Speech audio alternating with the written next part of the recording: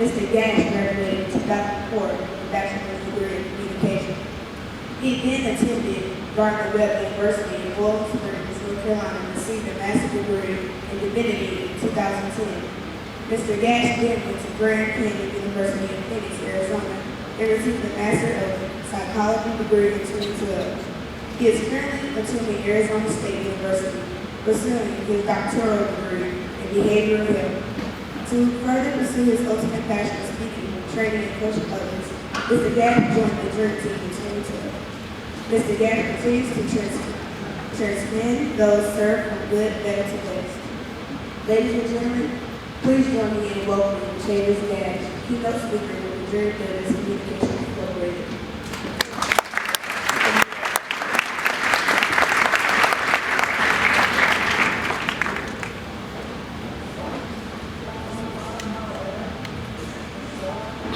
My whole team, get your hands up from the bottom now, yeah. Start from the bottom now, the whole team here. Start from the bottom now, yeah. Start from the bottom now, the whole team here. Start from the bottom now, yeah. Start from the bottom now, the whole team here. I can't do it from the jump. The left down from my heart, we got to get it run. I'm trying to get it on my own. Working on back, working on the way home, and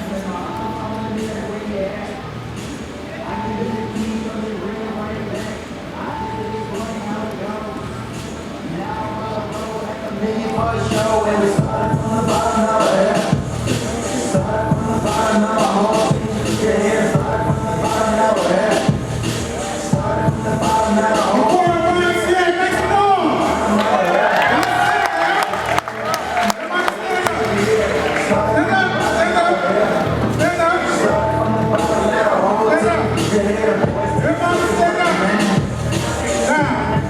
I grew up late 80s, early 90s. So we do all these activities. So we're going to do some real stuff. So you just going to lean to the left. Just a reminder to myself. I wear every single shade, even when I'm in the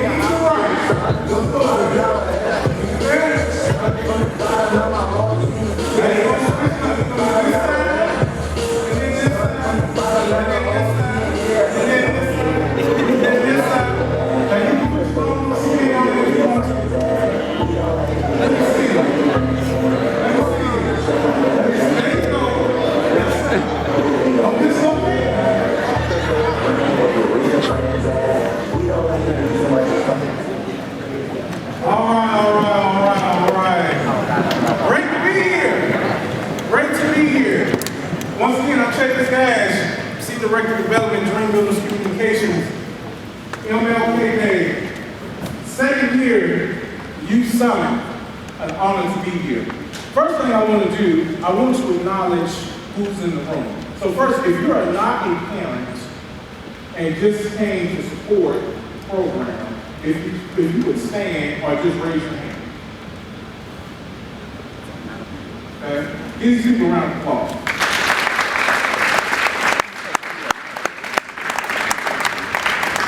If you're a volunteer for why, if you would stand or just raise your hand. Volunteer for why. Give these people a round of applause.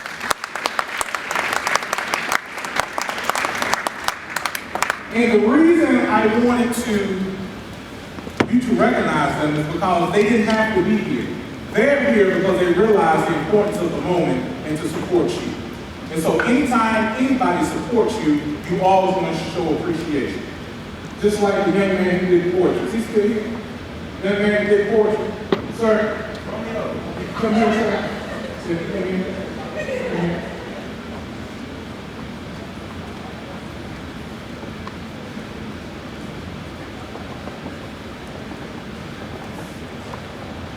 It takes a lot of courage to get up and speak in front of people. Okay? I do it quite often as my profession. I spoke to crowds as large as 10,000 people. And it's not an easy thing because you constantly have to worry about people judging you based on your appearance, based on what you say, how you speak, based on all your challenges. So just because he had the courage to get up here, you did an outstanding job. You didn't copyright me over here. I'm gonna do some of that speech. Okay. I want to award you with this book. Great job. Give me a nice applause.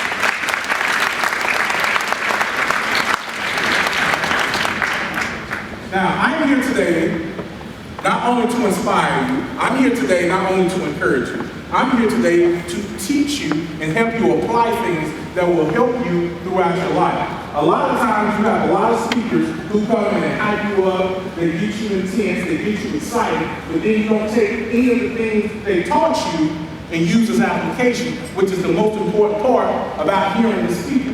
The speaker we had this morning was excellent. And when he gave you tools to equip you so you can apply those things for your life to be successful. Today I'm going to give you a couple more tools that's really going to help you and guide you throughout your life, throughout your career, throughout your academics, to help you be successful. Now here's the thing. First, I need everybody to sit up. Everybody sit up. Posture is important because it's a non-verbal communication. If you're sitting up, that tells me that you are attentive and are waiting what I have to say. That you are here to be recognized. If you're not sitting up, that tells me that you don't really care about this or if you're going to be successful. It's good. So the title of my presentation is He Started from the Bottom, but Now We're Here. See, when Drake was singing that song, he was being prophetic. He was explaining how he started the race one way, but he finished another.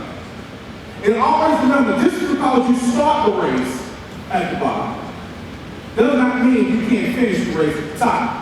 Your master and your creator is why you're on this earth. But Dr. King is why you're able to live the quality of life that you do. Let's give Dr. King a standing ovation.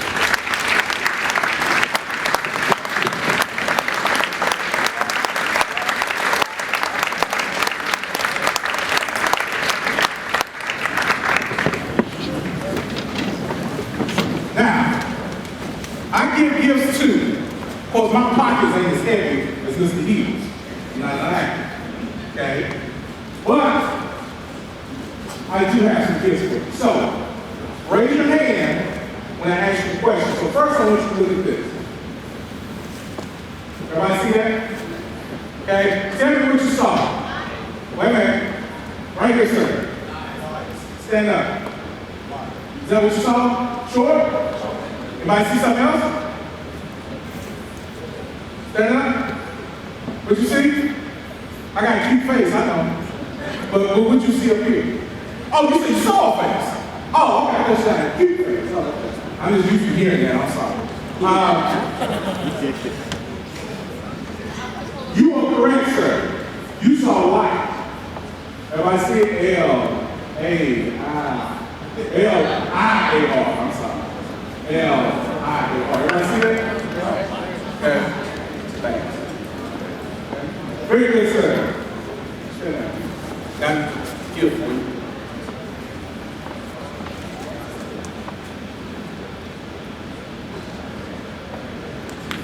Everybody see that? I'll show it to you one more time.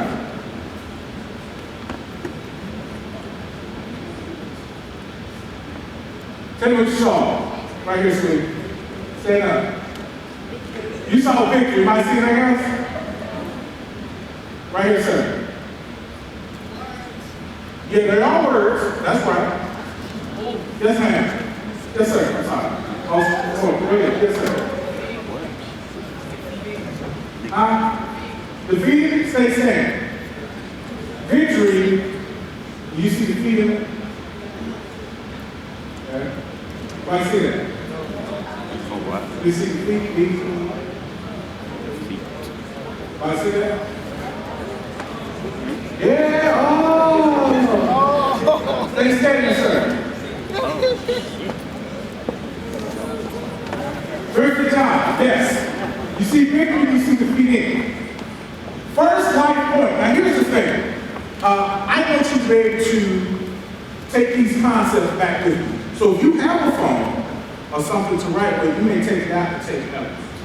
Okay? Because I really want you to take some of these things with you so you can remember. Now here's the thing. If you have your phone out, you need to be taking notes, not texting, unless you're texting how good it is. Okay? So that's the thing. So here's the thing. What I see is not necessarily what it is. What I see is not necessarily what it is. And what I mean by that is, a lot of the time, you perceive yourself as one thing, but you're not really that. Oh, you perceive yourself as hard, but you're not really that. You perceive yourself as a playboy, you're not really that. You perceive yourself as a troublemaker in class, you're not really that. What you're doing, you're playing a role. And you want everybody to believe the role that you're playing. Well, today we're going to talk about what that role can lead to if you don't correct the role. Keys to transition from good to great. First thing, be willing to transition. Transition is hard because it's requiring me to do something I'm not used to. How many of you are good students? Raise your hand. All right, put your hand down. Now listen, you can't raise your hand at this next question if you just raise your hand. How many of you are great students? Now what happened there? I asked you if you were good students, you raised your hand. Because your mindset says, I'm an okay student. Then when I ask people, are they a great student, only a few raise their hand. You know the difference between good and great as far as academics? The only difference between an A student and a D student is work ethic. Has nothing to do with intellect. Did you know that? Now you might not get your A as quick as the next man, but an A is an A. And I guarantee you when you go to college, they're not going to ask you how long it took you to take the test in math class. All they're going to see is that A for the class. So once again, how many of you are good students? How many of you are great students? That's more like it. Still not everybody's hand up, but that's okay. Evaluate your perception versus reality. One thing that I learned working all across the nation, Dreamless Communication is an international company. We are in 24 states and 2 countries. And working with school districts, corporations, so forth and so on. One thing when I come and do these student assemblies and I do student interaction, one thing that I find is there are a lot of students whose perception of things are not necessarily the reality of things. So I give you a scenario. You're in the bar, walking, having a good time. You got your freshest outfit on. Girl, you cute. You got your hair done there. Man, you shaped up, looking good. Okay? And you talking to your friends, and somebody bumps you, spills their lemonade on you, and just walk off.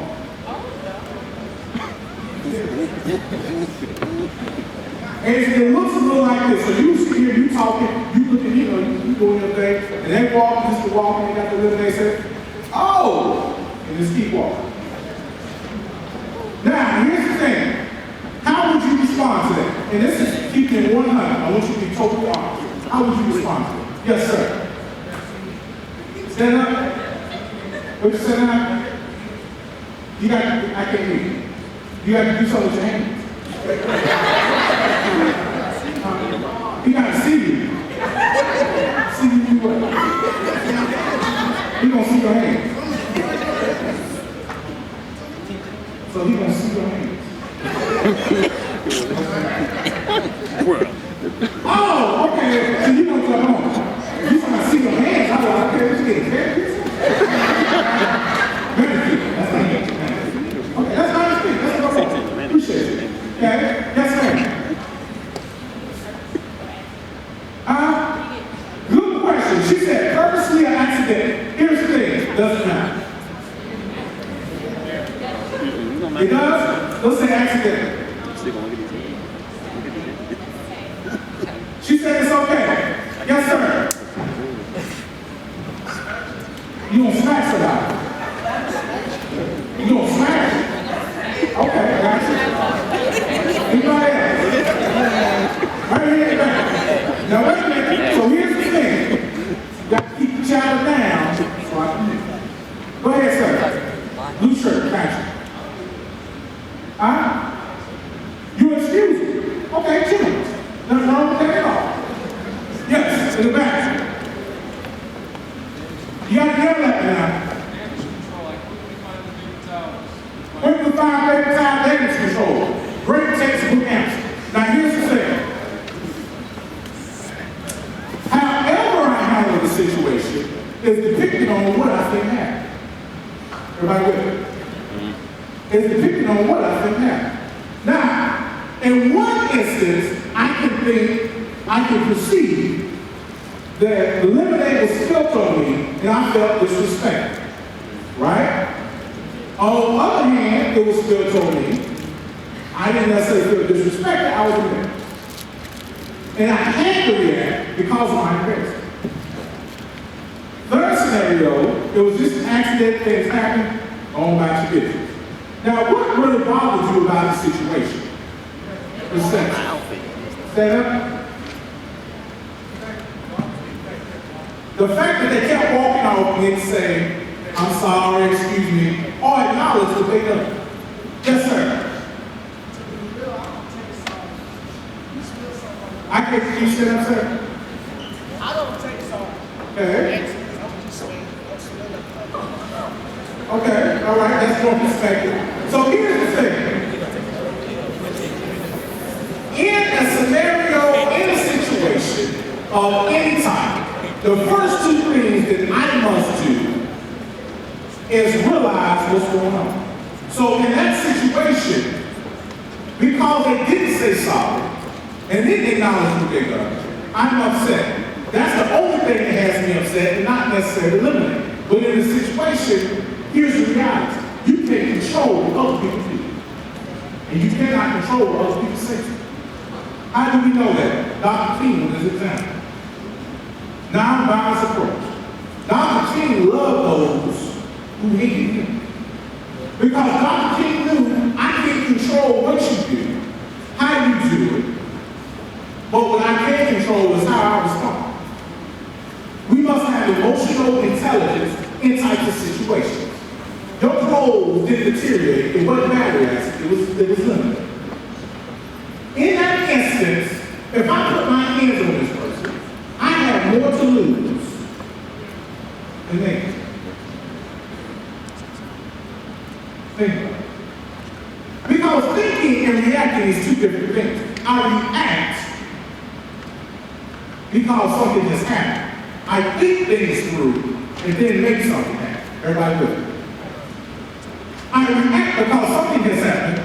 I think through it, then make something happen. Two different mindsets that we have to get to. Have the right attitude. Attitude is such a big key when you're talking about progressing in life. Consider this. If everybody took the alphabet and numbered them off, being 1 is A, 2 is B, so forth and so on, and you did like a grid, okay? And then you added that grid up. Knowledge, if you take all the letters of knowledge and add them up off this grid, it would be 96%. That's what it would equal up to, okay? Hard work would be 98%. Everybody with me? Okay? Attitude equals up to be 100%. Wow.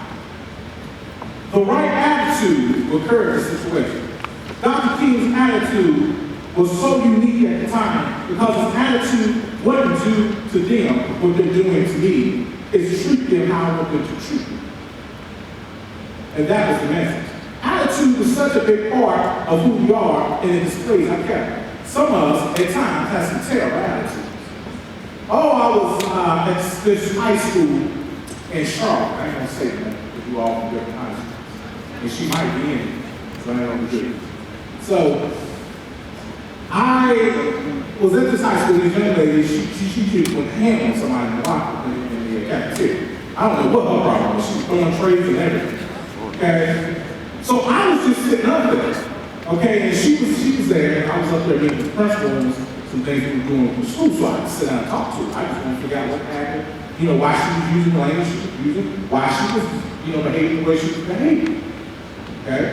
And I was talking to her, and it was like talking to a woman, because she was mad at her situation. She was sitting sitting there listening to me and just rolling her eyes. I mean, she was good too. She rolled her eyes so good she went to sleep. I had to wake up 4 times.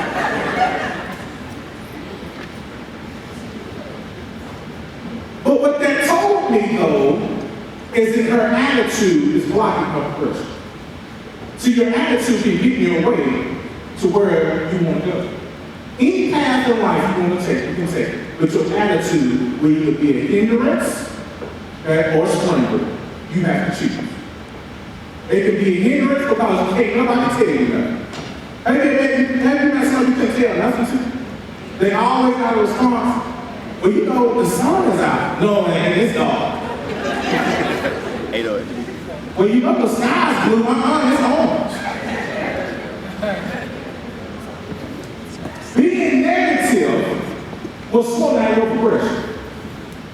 Being negative will slow down your progression. Dr. King, when he was in the Birmingham jail, ministered from all over, wrote him letters and told him to stop the movement. They told him that he was causing too many problems in the South and too many people were getting hurt. They said, cease and desist, Dr. King. Please stop doing what you're doing. Dr. King smiled in that jail and simply wrote back to him. He quoted poets, he quoted scholars, he quoted theologians. Simply telling him he could not stop because this was bigger than him. Kindly killing kindness. Embrace your creative greatness. How many of you consider yourselves individuals? Really? That's it? So you consider yourself an individual, meaning nobody else is like you, meaning you don't follow anybody else's trends or what they do, so forth and so on. Raise your hand if that's you. Okay, that's not really a majority of the room, and that's a bad thing. Your generation is what they have defined as a follower's generation. My generation's problem was that we didn't take it as an issue. That was the knock on my generation. Okay, other generations have had their days. Your generation, apparently, is that you follow people. Nobody's an individual. For example, I remember when skinny jeans first came out. And they appeared in the video. The next day at school, I guarantee you, half the student body at all of the schools, people were wearing skinny jeans. People who didn't even need to wear skinny jeans were wearing skinny jeans. Jeans so tight they couldn't breathe. Jeans so tight I seen the blood flow up through their veins. And it took them 2 days to get out. They said, that's the same thing we had yesterday. No, it ain't. It's the same. I thought it was the same. Because you couldn't get out of it. You sleeping in and everything. Okay? But here's the thing. The industry of hip-hop plays you. You know why? Because the company that started making those jeans profit off of the artists that they had promoted. So you have to understand why things are like they are. Air Force Ones when they came out. I remember. Now, not the ones that you wear. I'm talking about the ones that came out way back when I was in college. Okay, the first pair. Nelly had a song called Air Force One. Soon as he dropped that song, everybody started buying the shoes. I had 3 pairs myself. Okay? I had the white pair, the white and blue, and the blue white blue. Okay? Yeah, the blue was on a different side. So that's classic. So here's the thing. Nelly, what a lot of people didn't know, made a deal with Nike. So every Air Force Ones that came out, Nelly got 75 cents on the dollar for those shoes. Now, think about 75 cents times 15 million pairs sold that year. A lot of money. When I found out, I want my money back. But I feel like Nelly should be profiting off it. I just bought a CD. Just to be honest. So you have to understand why things happen. But I have to have this mindset to do so. So anytime you make a decision, consider what's behind the decision. A lot of you didn't know that because you didn't research. Research is powerful. Research is necessary. A lot of things that you have going on now that you see media, that you see within culture, a lot of it is money driven. But see, I can't live like 2 Chainz if you don't have 2 Chainz money.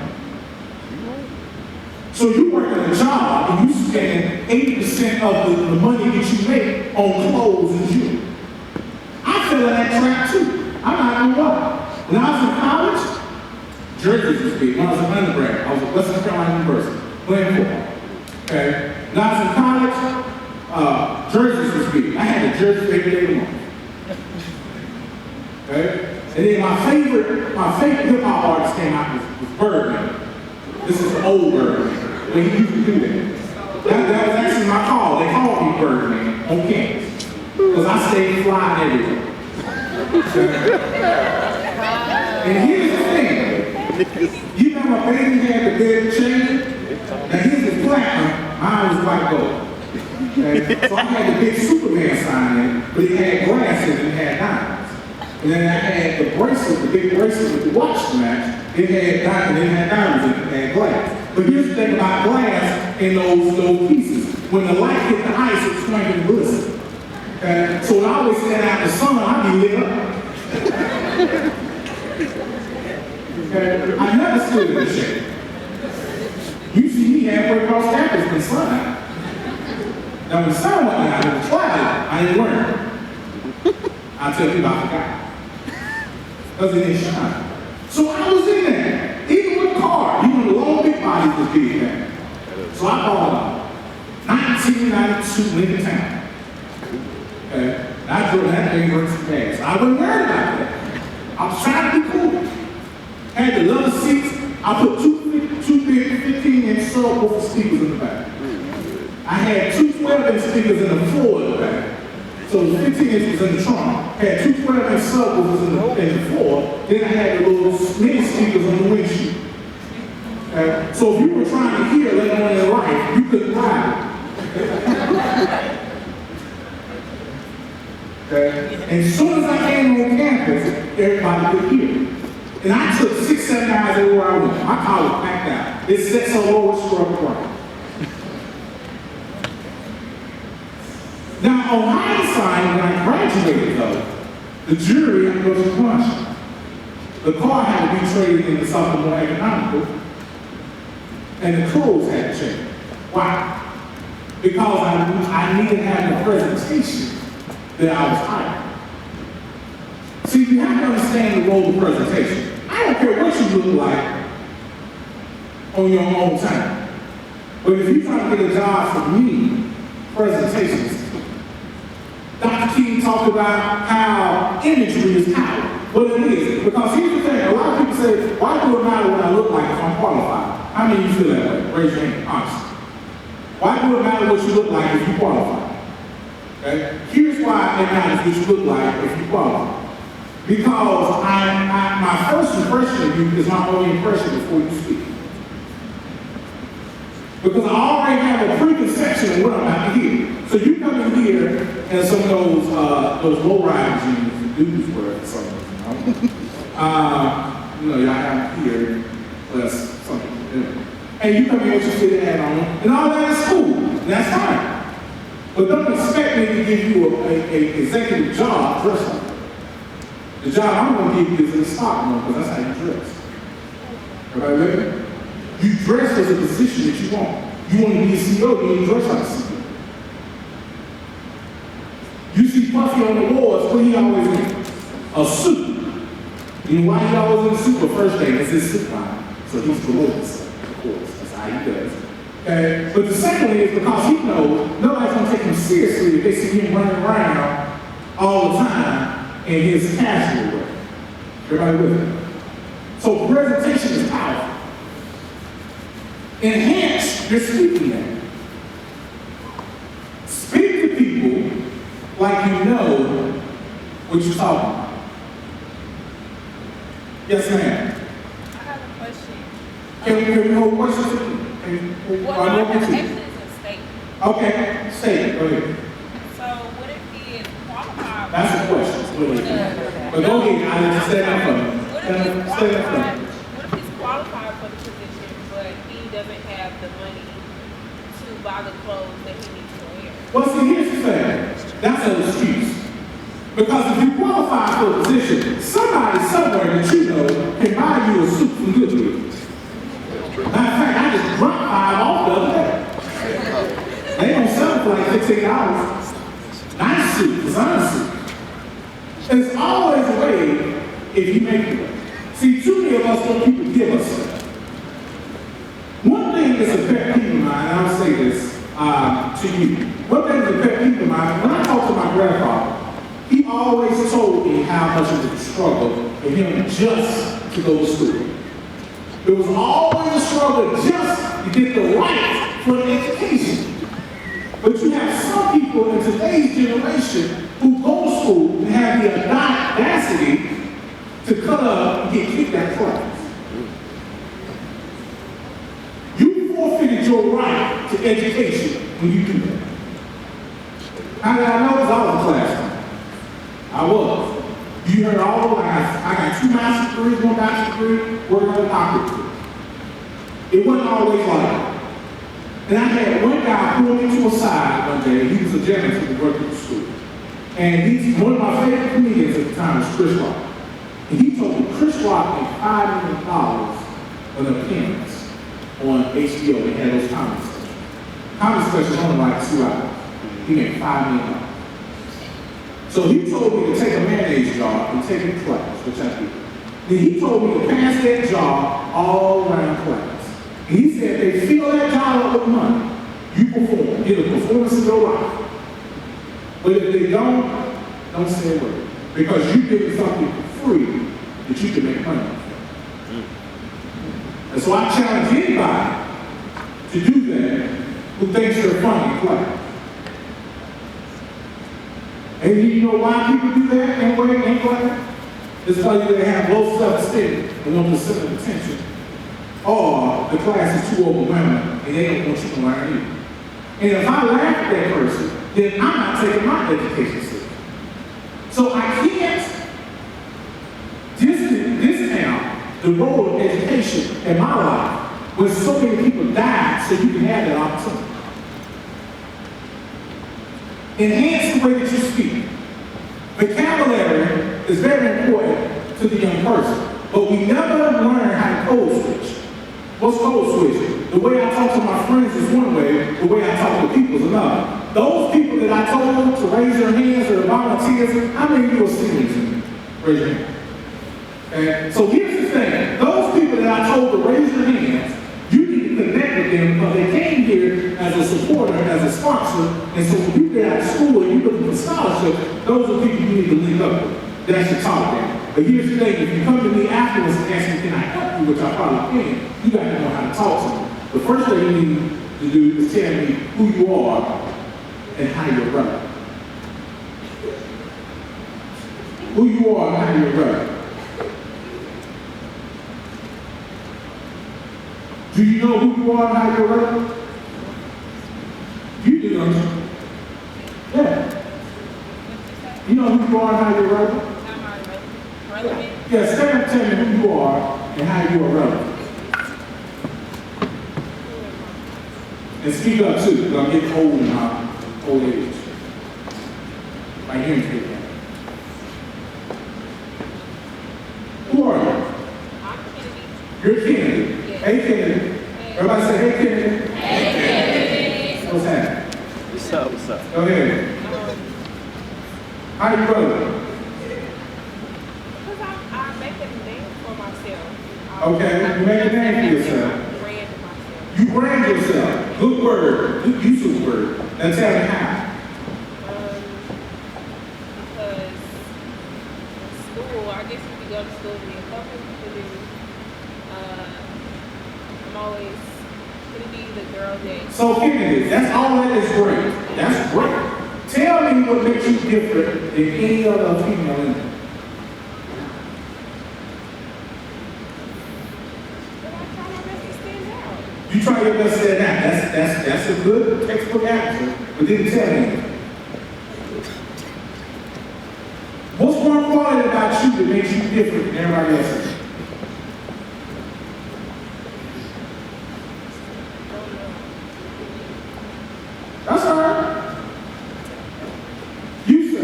Stand up first. In the jacket, tie. Boy, you sharp. If you die right now, you wouldn't even have to change your clothes. Yes, sir. That's all right though. But you know what? If you can't apply for a job, I can't give you first. You know why? Because you people. Go ahead, sir. Say it in your name. You gotta think about it?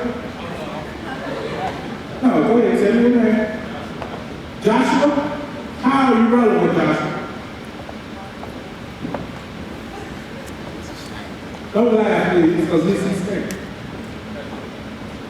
You gotta think about it. That's not good. Now, see, here's the thing. Think about what makes you different than everybody else and be able to articulate that. Me, if you ask me, I'm gonna ask you how much time you got. Because a lot of stuff makes me stand out from everybody else. First thing that makes me stand out is my vocabulary. My vocabulary is very impeccable when I articulate my points. Did you hear that? What I said?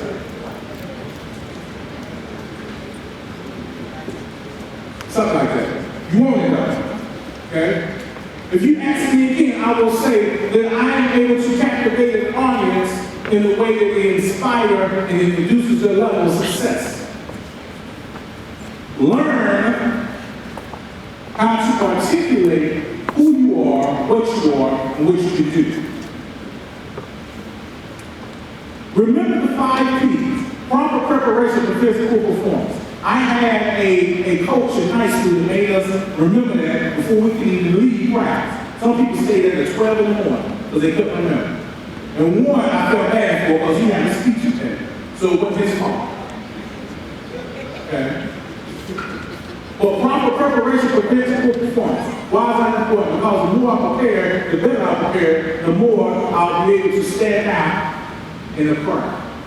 So please believe Dr. King, what he did, he freed your ability and your opportunity. But a lot of you let your attitude keep you in bondage. You let your work ethic keep you in bondage. You let your unwillingness to follow keep you in bondage. Your unwillingness to conform keep you in bondage. You have an opportunity which you must take. Follow up and follow through. Anytime that you meet anybody that you believe can help you throughout your academic career, make sure you make contact with them and keep up with them. I was in Greensboro, I was on the campus at A&T. We got contracts with a couple of radio stations here in Greensboro and in Raleigh that we consult with. I was doing a presentation in Greensboro. This guy came to me, he was from Brooklyn, New York, and he was an aspiring hip-hop artist. And he came to me and said, "Excuse me, sir, you were so inspirational. Can you help me?" I said, "I'll try my best. What you need, sir?" He said, I'm trying to get on. I'm nice." I said, "Okay. Yeah, you seem pretty nice. Yeah, but what can I help you with?" He said, "You don't understand, son. I'm nice. I spit that fire."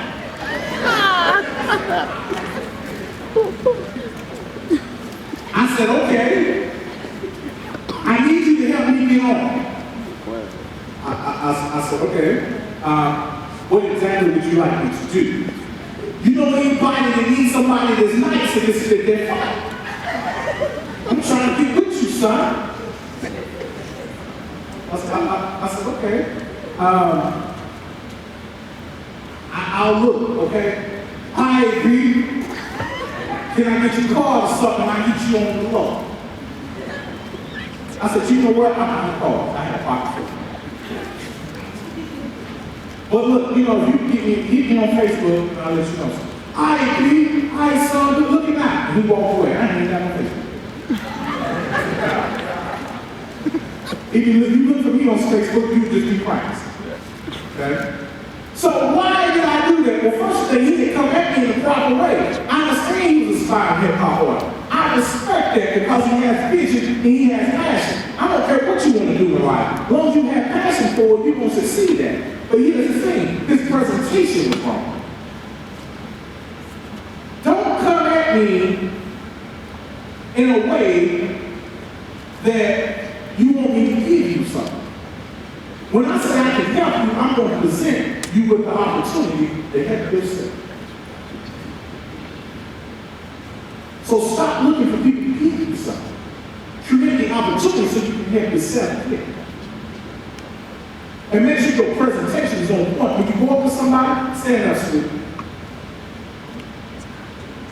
Take a while. You got it. Okay. So here we go. So if I come up to you, excuse me. Hey, my name is Trey today. You were really great today. Nice to meet you. Can you, by any chance, if you contact information, I'd like to follow up on some things as opportunities you may be having out. She said, okay. I ain't finished. She said, okay, already. And that sounded good. Yes. Okay. So here's the thing. What was the difference between what I said and what the guy came up and said to me? Yes, ma'am.